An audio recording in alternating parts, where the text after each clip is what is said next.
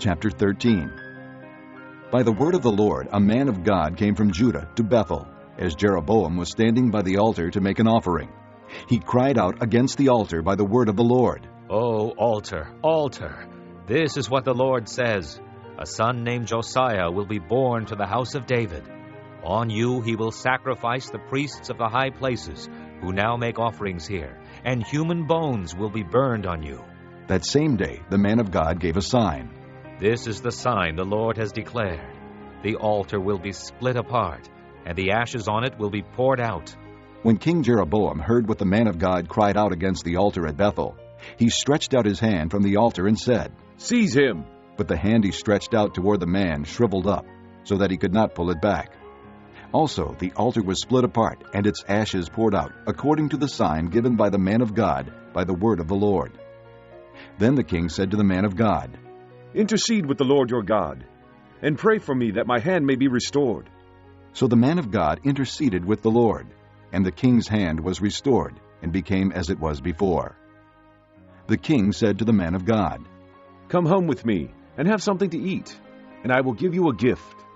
But the man of God answered the king, Even if you were to give me half your possessions, I would not go with you, nor would I eat bread or drink water here. For I was commanded by the word of the Lord, you must not eat bread or drink water, or return by the way you came. So he took another road, and did not return by the way he had come to Bethel. Now there was a certain old prophet living in Bethel, whose sons came and told him all that the man of God had done there that day. They also told their father what he had said to the king. Their father asked them, "Which way did he go?" And his sons showed him which road the man of God from Judah had taken.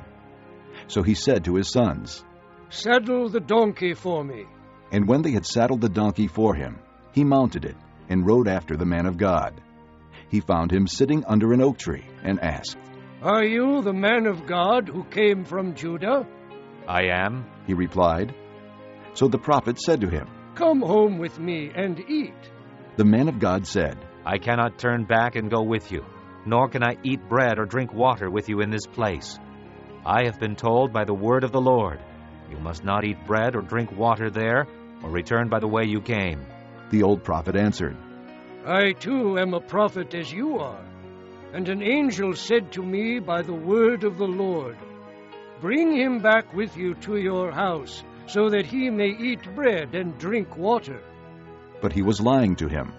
So the man of God returned with him, and ate and drank in his house.